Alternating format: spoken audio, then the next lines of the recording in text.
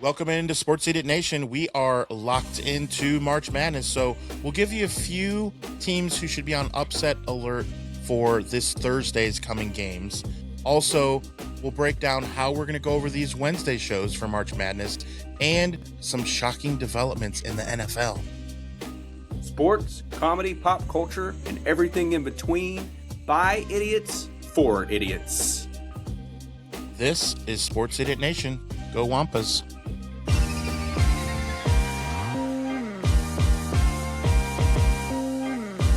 Sports, comedy, pop culture, and everything in between. Welcome back, sinners. This is Season 2 of Sports Idiot Nation. Welcome in. It is March Madness officially. I'm all set. I got my Bill Murray t-shirt. I got my Wampas hat from TI. Episode 194. Episode 194. Be sure to check out all things Wampas. If you want to know what a Wampa is, you got to tune into episode 194. Thanks to Brent Thrax for sending me the gear. Dope. Shout out him.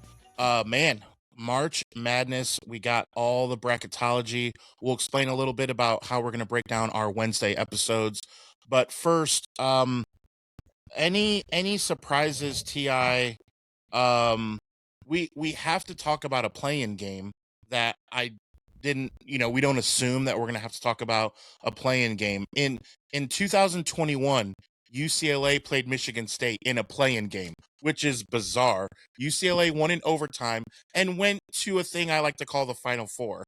Now, I don't think any of these play-in teams will make it to the Final Four, but our beloved Redhawks, they made it to the play-in. That was the only way that they were going to get into the tournament was through a play-in game.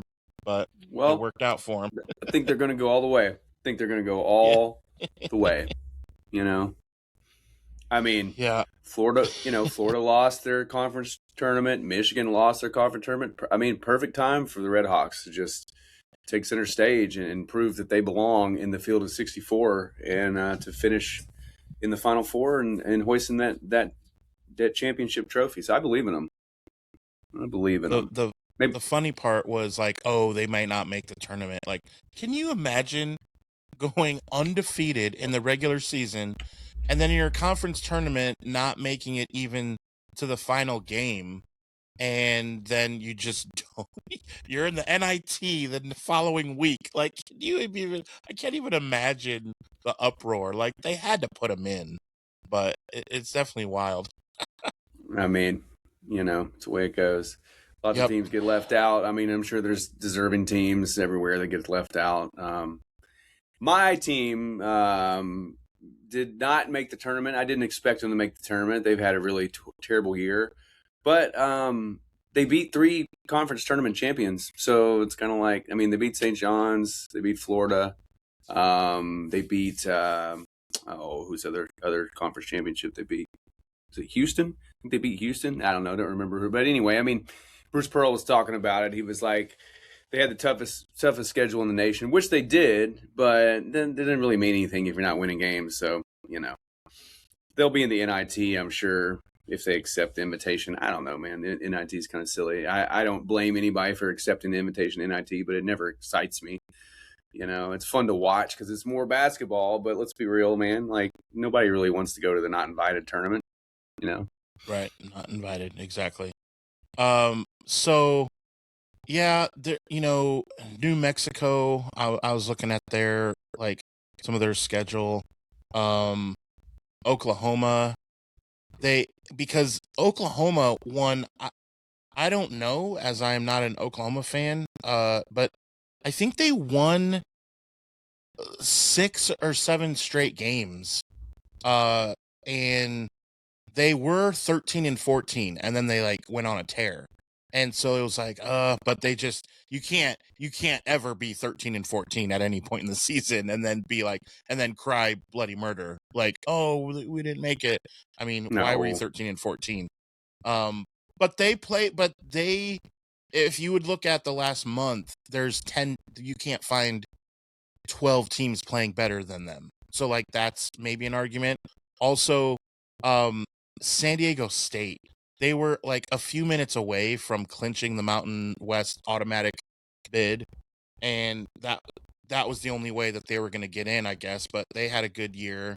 But again, those teams, New Mexico's another one. That Belmont. See if you notice a pattern here. I'm not saying teams like Kentucky, Kansas, Carolina. I'm not none of those teams that I'm mentioning. Yeah, You know, none of the blue are bloods. that caliber. So overall, I don't think in the last few years there. I remember was it last year or the year before Texas like had a solid beef. Like they beat like 9 of the top 25 teams, including one of the top 10 teams like twice, once at their place and once at home, something like that. It was crazy, and like they didn't get in. And you could say like, okay, this is where the tournament, and I like what who was it? An old coach like no, not Jay Billis wasn't a coach, but it was someone like a Jay Billis or something on a radio show said, "Let's do 90 let's do 90 teams or whatever, and let's at least get the top like 25 to 40 teams, because right now, let's be honest, it's not the top teams. When you have Sure. Siena getting an automatic bid because they won their tournament in which they played the Siena girls team, and like that's it, and now they're in the tournament. Like I think with NIL and stuff, gone are the days of like these Cinderella teams that are gonna go far. Look at last year. That's Dunzo. It's gonna be, Louisville, Kentucky, Carolina, Duke, Michigan State, Wisconsin, Arizona, like Purdue. These are the teams that are gonna advance. Not I don't even know if Gonzaga is battle tested enough. Yeah, they're 30-3 or whatever they are, like every single year, and then they lose in the Sweet 16 or the Elite Eight. It's like, I just think the blue bloods now with NIL and the way college basketball is, and I'm not mad about it because you do want to see Florida versus Duke, don't you? I mean, you don't want to see one of those teams bounced by Belmont only for Belmont to then get beat by 20 when they play like Purdue, or well, I don't think Well, Purdue's beaten anybody by 20, but you know what I mean? Like you like a I mean, Cinderella to a certain degree, and then you're like, all right, I'm done with that. Let's have the real well, teams play. if it's Belmont or if it's Tennessee State, I'll be all right with it because they both are 10 minutes from my house. Shout out to the Bruins and shout out to the Tigers. But I think Tennessee State opens up with Iowa or Iona. I don't know. I'm blind. I can't You see. I'm didn't trying have to your read on my phone. I'm like, what does that We'll go over say? the Iowa, schedule. Iona? Well, I don't know. But I think we they got your open up back, with sinners. Iowa. I got the schedule. Yeah. But yeah, We'll, you're we'll go right. I over the mean, schedule here in nobody. a minute. Cinderella stories are cool and all, but I mean, let's be real, man. We want to watch the best go at it. We want to watch premier teams from premier conferences duke it out on the court and see who comes out on top. I mean, there's a reason why the college football playoff is the way it is. It's still got some work. It still needs some improvement, as we discussed on this show. March Madness is the best time of the year. You don't even have to be a basketball fan to enjoy March Madness, but you do want to see the best of the best out there. So I'm all for expanding the number of entries and taking, that top 50 or whatever, and then taking the conference champions, like whatever they decide to do. I'm sure it's only a matter of time before they expand March Madness. I mean, they already It's expanded it with yeah. play-in games. I mean, Look at this. Let's you look at know, this, Ti. Look at every single time that they've expanded. Here's what you have: happy coaches, happy players, happy constituents of the town, happy um all the people who pay the money for the commercials. They're happy. They get more games. I don't know if anyone is like, ugh. Like, it adds to the drama. Think of every time you've added games to the tournament, it's been good. And my thing is too that you at the end of the day, you do want the top like whatever it is, 50 per se or 35. You do want the top like 30 teams. And right now, you don't like we mentioned the teams that were kind of on the bubble that didn't get in. If Siena and the School of the Blind out of Kentucky, if they don't get bids, then obviously Oklahoma's in. Like, what are we talking about? Like, they're in a big they're in the Big 12 or, whatever team from the Big East that didn't make it that can say like, well, we beat 7 teams in the Big East. That's better than Iona beating no team from the Big East. Like, right? So you just have to expand it. That's all there is to it. And then if you don't make it, it's like, well, okay, if you're the 11th team, if you're Northwestern and you're the 11th team in the Big 10, sorry, I think the NIT is for you, bud. Like, right, then that's fine. But I mean, if you have a winning record in your conference and you're in the Big 10, a winning record in a conference like that, like, you have an argument, man, like, to make it to the tournament, to roll the dice and see what your roster can do, is my thing. For sure. So Yeah, we'll see what happens. Real quick, this is the NFL news portion of the show. Dallas Goedert is signed to the Eagles. This has been our NFL portion of the show. Shocked. And now back to you. This is my shocked face. This is right. Yeah. This is my not shocked face. It's the same face. Yeah, it's like the many faces of Darth Vader. He's like surprised and like that shirt. It's like 9 photos of him. Yeah, it's like the Office meme. Like corporate wants you to tell you the difference between this face. It's the same face. Yeah, totally shocked. Totally shocked. Why would they even entertain the idea of getting rid of Goddard? That was just stupid. Like he's been their most consistent player for the last 5 years. Like, come on. Yeah. No, so that was the NFL breaking news, basically, like last night.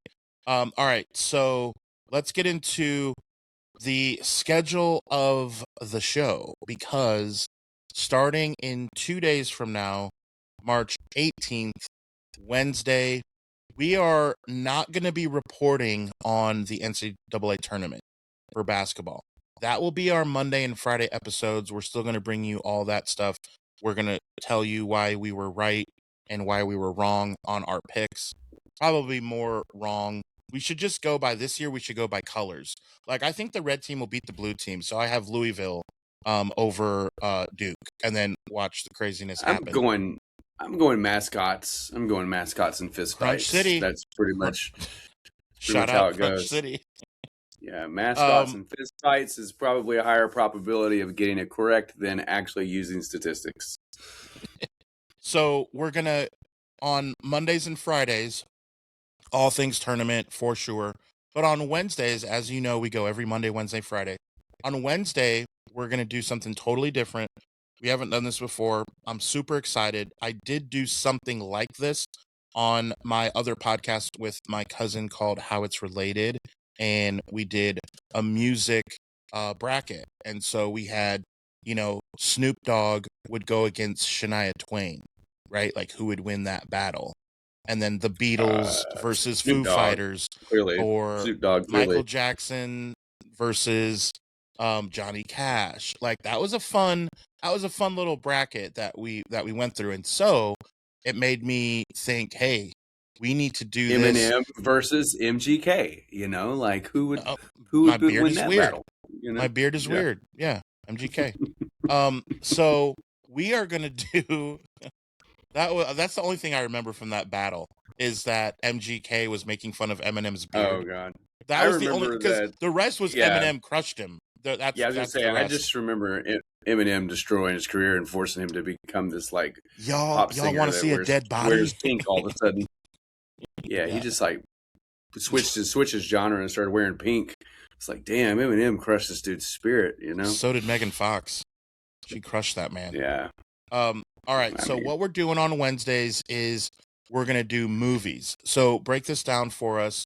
We'll break it down obviously again on Wednesday, but break this down a little bit, T.I., without giving away too much of the goods.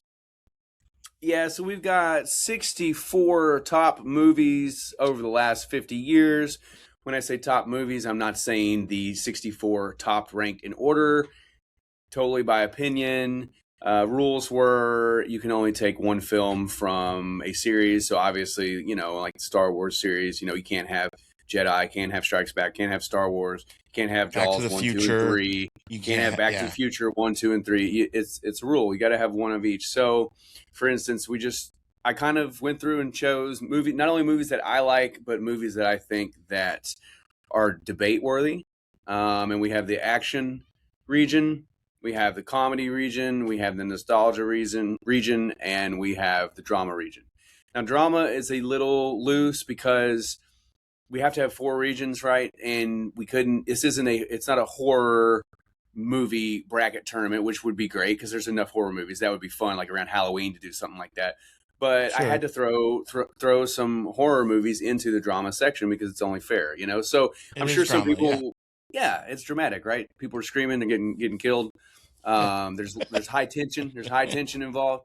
So, like for instance, in the nostalgia realm, we've got, Jurassic Park and Back to the Future, E.T., Tron, Goonies, Gremlins, stuff like that. Action, we've got John Wick, Avengers Endgame, Spider-Man 2. Why did I choose Spider-Man 2? Because Spider-Man 2 is the best of the Sam Raimi trilogy, okay? If you think it's not, that's fine. It's a great opinion. That's what we're going to debate. But to me, the Spider-Man 2 is one of the best comic book movies of all time. Rambo is in there, obviously, so stuff like that. Then with comedy, of course, we've got Dumb and Dumber, The Hangover, Naked Gun, Major League, Bill and Ted, just stuff like that. And then, like I said, in the drama section, I've got some horror movies in there, but I've got movies like Heat, Fight Club, Pulp Fiction, Goodfellas, Scarface, got Scream, got Texas Chainsaw Massacre, Nightmare on Elm Street, Friday the 13th, the 4 quintessential movie monsters in a way, So they're all important, and the way I pitted them together is good because like you could have a face off between Freddy and Jason or Scream and Texas Chainsaw Massacre. So I tried to like pit them in order a little bit together so it wasn't random. Because when you have the drama section, you got a lot of different styles of movies.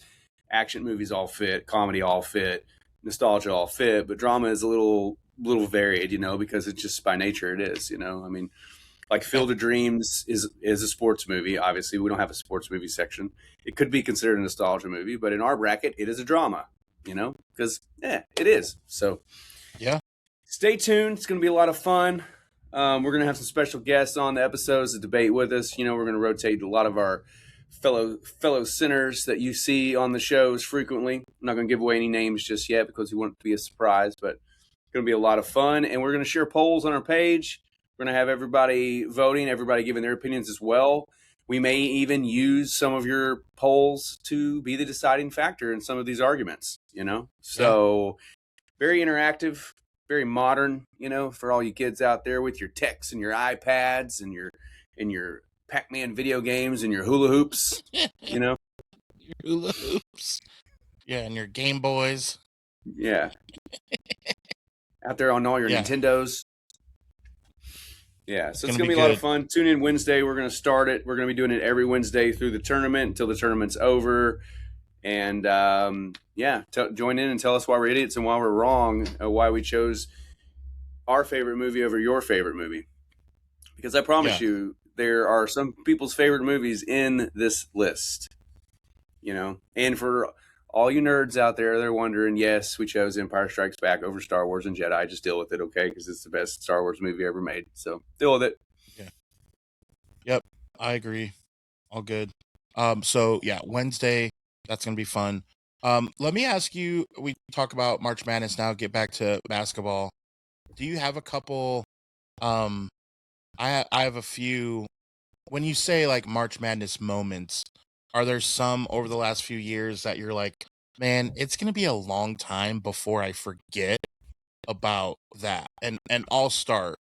So first, as a UCLA fan, but I will say most people will admit that they can remember, and I mean people at least my age and up, but the Tyus Edney from against Missouri, Indiana. Full court, when UCLA did end up winning, and they were supposed to beat Missouri. It wasn't supposed to be that close, and that ended up being the closest game they played because they destroyed Arkansas in the final.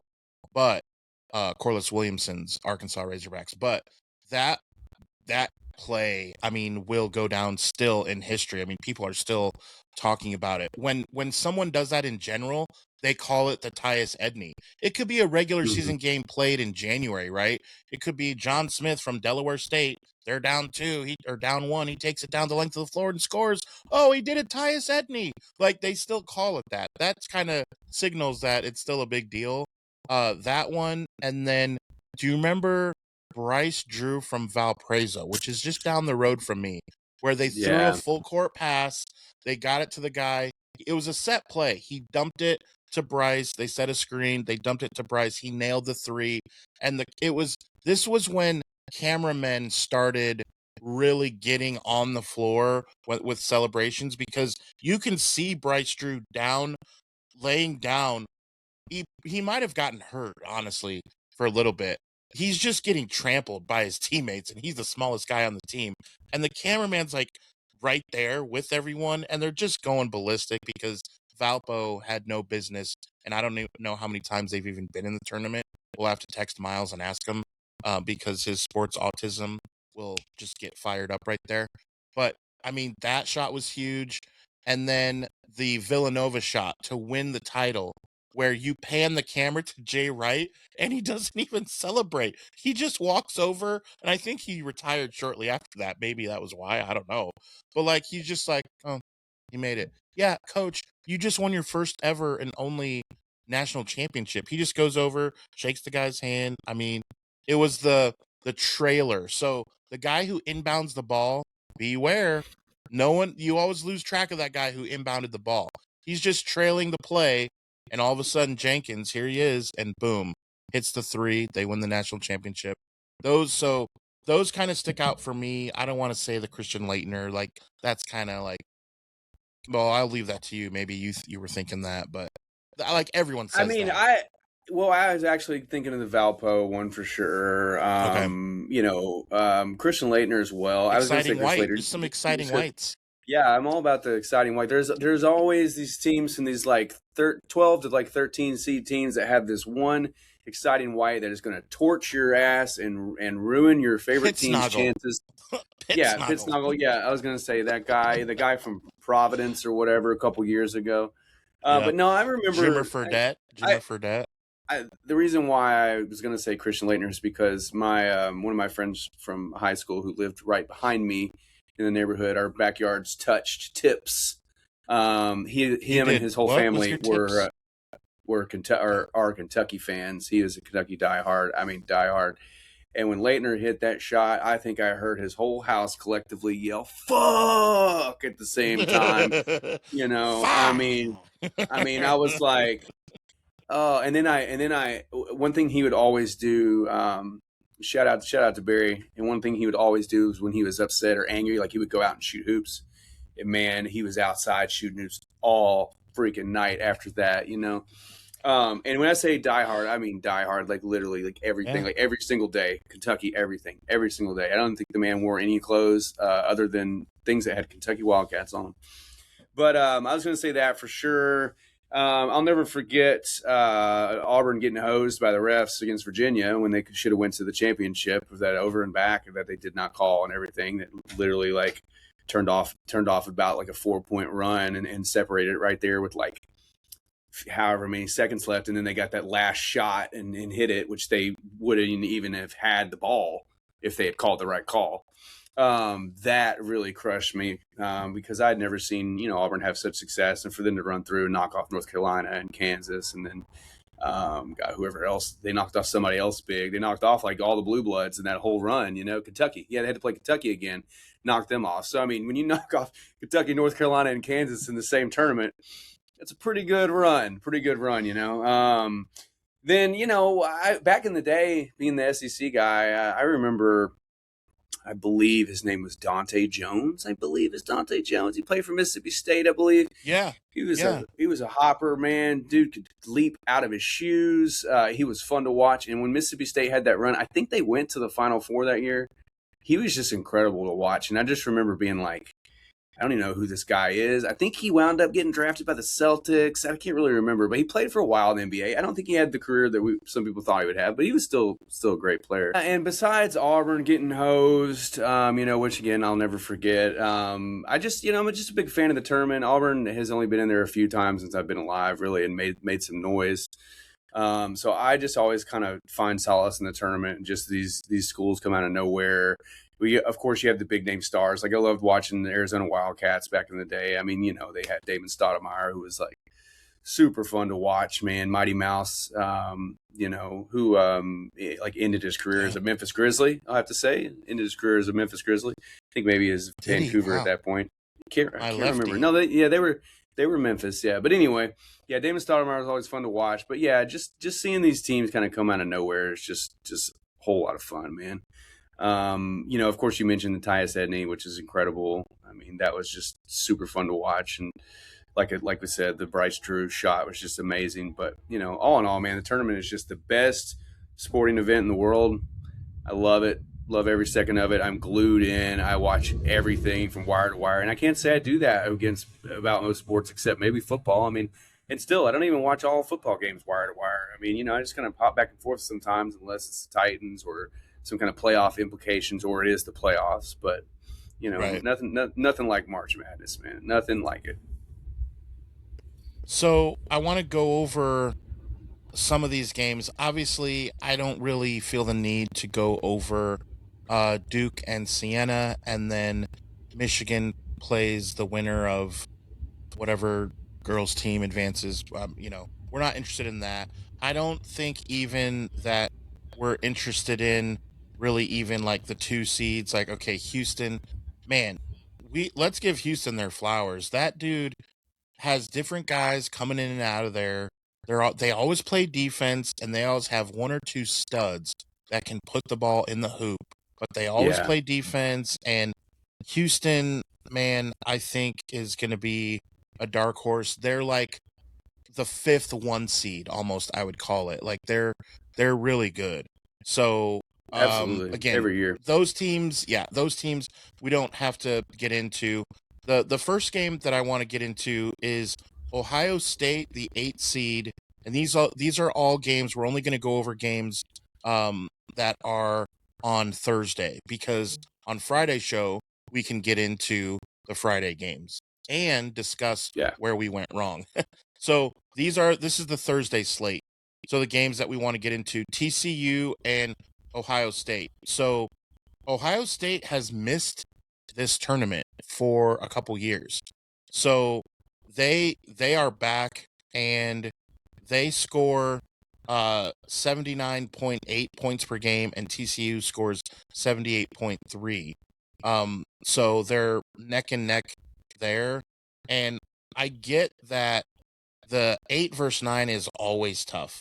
No matter, I don't care if it's Old Dominion versus Kentucky, or Duke versus Louisville. I don't care what 8 and 9 seeds you have for the tournament. That's just going to be difficult to call. But I want to say that I don't believe in Ohio State, and I don't know anything about their opponent, but it doesn't matter. I've seen enough of Ohio State where I'm like, I don't think. Now they have a tough schedule because simply they're in the Big Ten. We talked about that, right? Like if you make it to the tournament from the Big Ten, you know the Wisconsins, Michigan States, UCLA, like all these teams, you're decent. Ohio State is 21-12, and TCU is 22-11, and you would say that Ohio State had a tougher schedule probably than TCU, but I'm gonna pick TCU. What about you? I think a horned frog would eat a Buckeye probably as a snack. So you're going, yeah. And again, I'm really not a big believer in Ohio State anything. I feel like they're known chokers. And TCU seems to always kind of make a little noise, whether it's football, whether it's basketball, especially in the tournament. I can see them advancing the first round. So I think I'm going to go TCU as well. TCU all the way there to the next round. I don't know who they'll possibility of them facing if they would continue past the next round, but I think they can knock off Ohio State. So here's another game where Wisconsin has scored the most points in a season since, I want to say it's either 1981 or 71. I don't know. You were like only 20 back then. So 22. This is not your father's Badgers, if you will. So Wisconsin's 24-10, but all of that to say, and they're playing High Point, who is 30-4. So there's one of those teams like remember Shaka Smart when he had like VCU or whatever, and they were like 30-2, and they were the darlings, and they did make it either to the Elite Eight or the Sweet 16, one of those, and they were like, wow, Shaka Smart, who's this guy? And then he got the Texas job, then he grew his hair back, now he's weird. But High Point is a team that can flat out put the ball in the hoop. So that's another, I mean, bro, they score. You ready for how many points they score per game? This is per game. This isn't like, well, a couple times they reached this. Remember, scoring 100 points is not something that happens because you play 8 less minutes than an NBA game. It's just not a thing. No big deal. They are 4th in the entire college basketball. 90 points per game.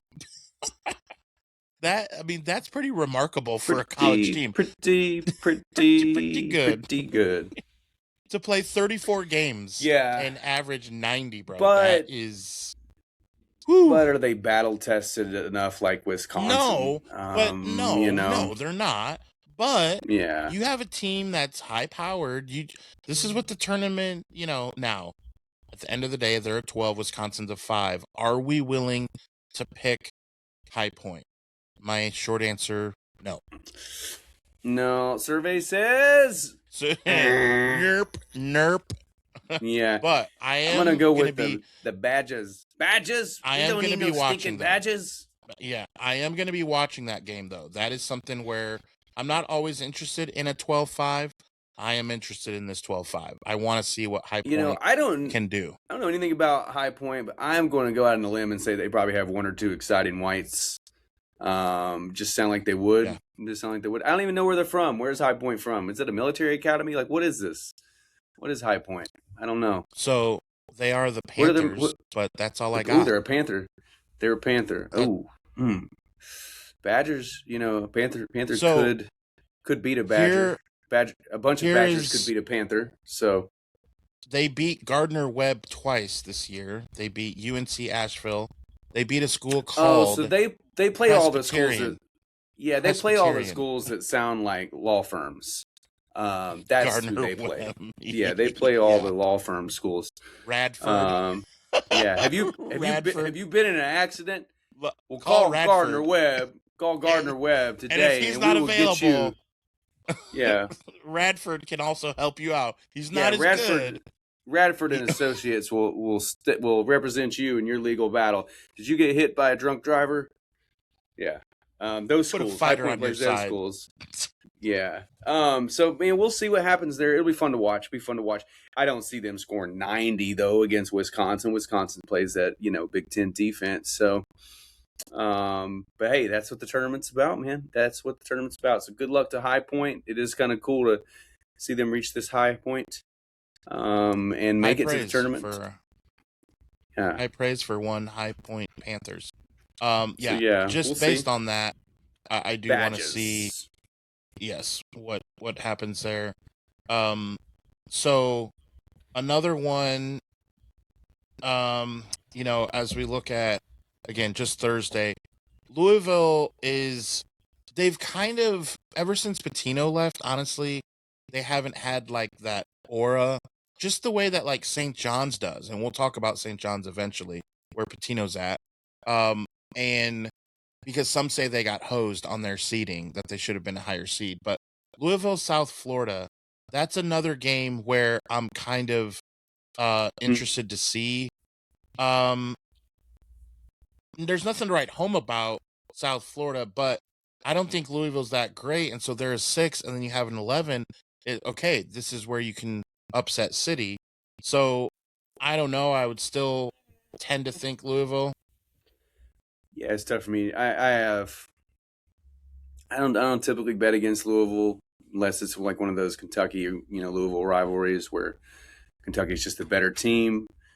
But Louisville seems to know how to get these jobs done, especially in the tournament. So I'm going to stick with Louisville. I don't know much about South Florida. I know they are the Bulls, but Yeah. this is not Chicago. This is South Florida. So I don't know if these Bulls are going to get it done against the Cards. So I'm going to go Louisville. All right, let's go to Georgia and St. Louis. On the other side on the bracket, 8 versus 9. And now Georgia scores 89.8 points per game. And not to be, not that they're a schmuck, but St. Louis scores 87. So you have the number 5th scoring offense versus the number 11th.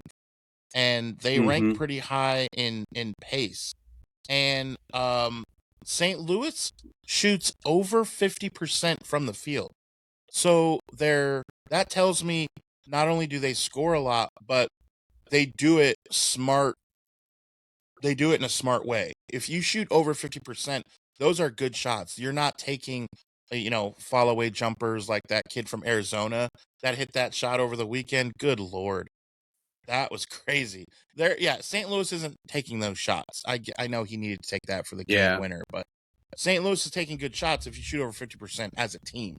So I actually will have St. Louis unless they just get a lot of boards and put it back. You know what I mean? Because if they're getting a lot of easy dunks and layups, that's going to jump their percentage up.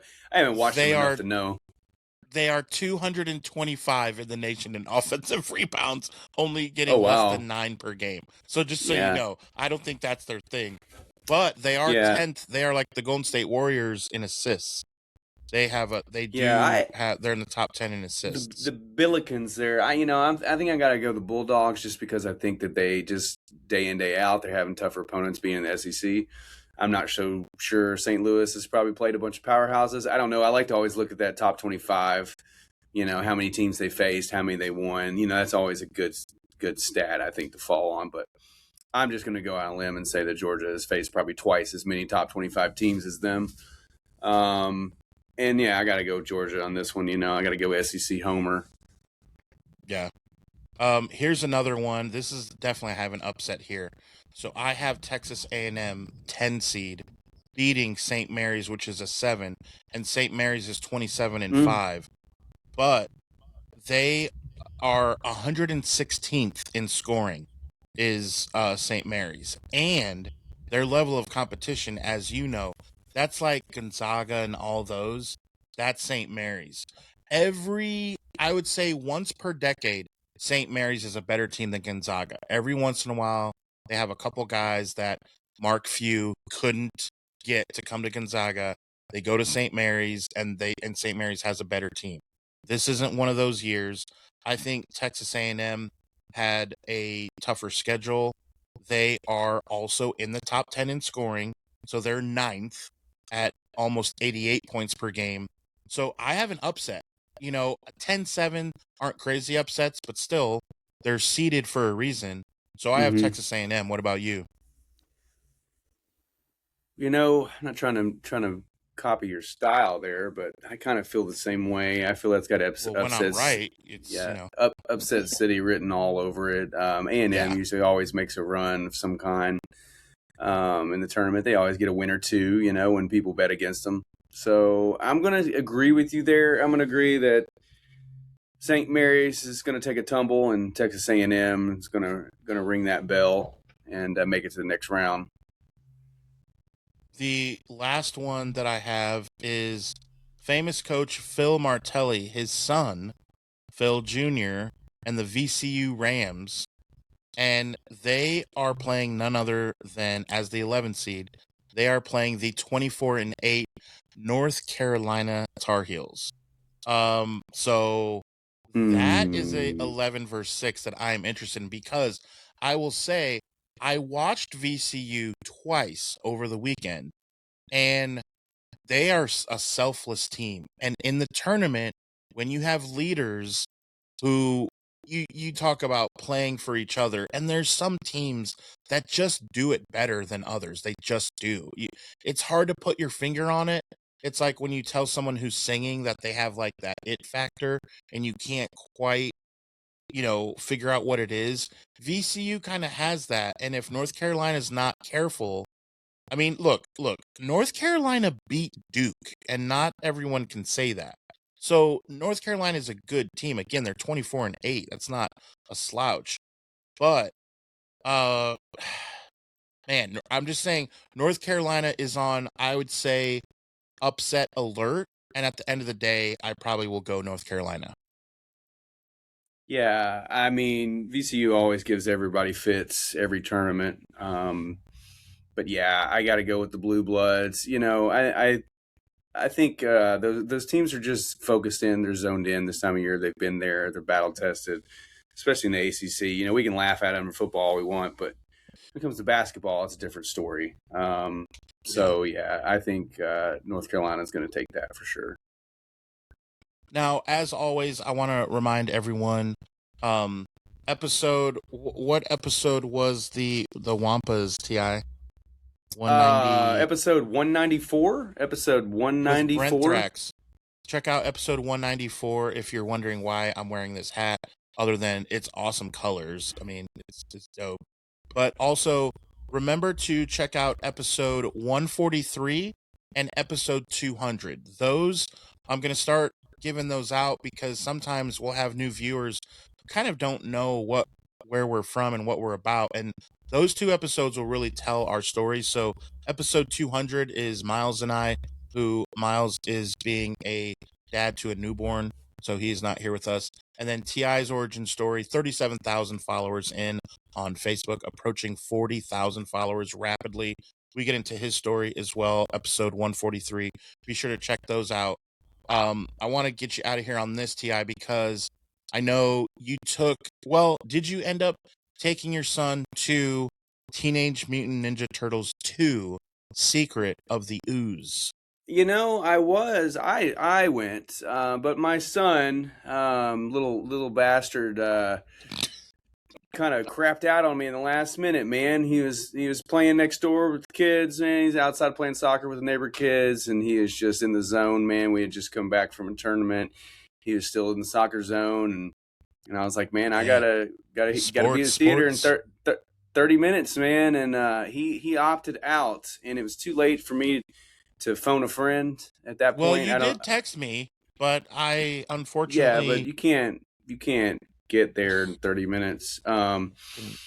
Yeah, unless you have a helicopter or something. My nose. Probably not a good idea to get in a helicopter, With the but wind.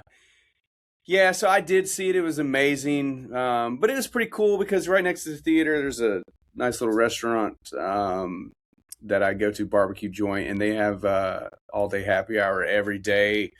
So I was able to pop in there and have a drink or two before. And, since the kiddo wasn't going, I'd grabbed a beer from the house and brought it with me to the theater. Cause, I'll have a beer or two with my kid, but, past that, it's not really my style. I'm not one of those dads. You always see that dad sitting out drinking with his kid. I'm always like, it's not a good look, Dad. But, movies and special occasions, going to play video games and stuff, I'll have a beer, maybe two at most, but usually just one. So I was able to enjoy myself, man. Had a beer, had a couple drinks. Afterwards, went and had another drink. The restaurant was still open. So all in this one little area. Everything's within walking distance, But the movie was great. The beginning of it, they had a little feature with Kevin Eastman talking about the history of the Turtles and where they had gotten to the point before they made the second movie, what they could pull from, what they wanted to do, what their ideas were. And he was drawing at his desk, drawing this turtle and telling the stories. And he was drawing this kind of Last Ronin-ish style turtle. And meanwhile, we love that. You and I have talked about that. Out. The Ronin. They had a whole, and while he was telling the story, they had this actually short little film. It was very, very short. I mean, the whole thing was probably 10 minutes. But it's, actors. It's, I don't know if it's CGI. I don't know what. It looked realistic, but he's fighting all these foot soldiers and stuff, and it's very dark, and it was awesome. It was pretty cool. It was almost like a little short TMNT movie just about one turtle. So it was very, very, very Last Ronin-ish. I don't know, maybe he's trying to drum up interest in them actually making that movie, because there's still rumored to eventually make it one day. It's been shelved for now. Paramount's got a new live action Turtles coming out, I think in 2028. They've got Mutant Mayhem 2 coming out, I think in 2027. So got a lot of Turtle stuff going on. Yeah, and follow us at Turtles Idiot Nation. Again, that started as a joke, and now thousands and thousands and thousands of followers later, we're just got to keep it rolling. So if you have not followed Turtles Idiot Nation or anyone else in the Idiot verse, of course, the father of all, Titans Idiot Nation, and then go from there. We got Puck Idiot Nation, Hoops Idiot Nation, Memphis J holding it down over there. Hoops should be very, very busy, as well as in the show notes here, we have our link for our March Madness bracket. Be sure to click that and join the fun, bracketology, and then stay tuned for our movies bracketology. That will be super fun. That's going to come to you very, very soon. Remember, new episodes of Sports Idiot Nation come to you every Monday, Wednesday, and Friday, which means we will see you Wednesday. Thank you for watching this episode of Sports Idiot Nation. Remember, we are on all social media and on YouTube, and the podcast can be found on Spotify and Apple Podcast. Remember, new episodes are every Monday, Wednesday, and Friday. And remember, because you watch Sports Idiot Nation, you would be the smartest idiot in the whole world.